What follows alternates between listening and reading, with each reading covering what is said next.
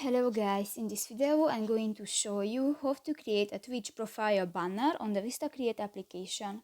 But first of all, I just want to mention, please don't forget to subscribe to our channel, because at 100,000 subscribers we are going to show you our YouTube revenue statistics and growth strategy, how to make money online. So let's jump into it. First of all, open the application on your device.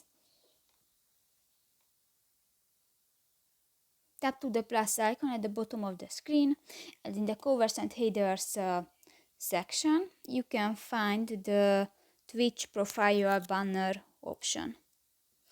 Select a template and click to the use this template button. If you want to add a new picture to your project, click to the photos section at the lower left corner of the screen, and here you can search images or upload from your device.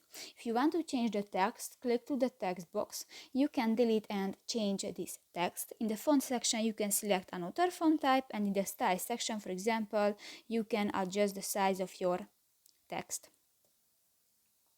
In the object section you can find different objects. For example, click to the ice cream and you can move and you can edit the size.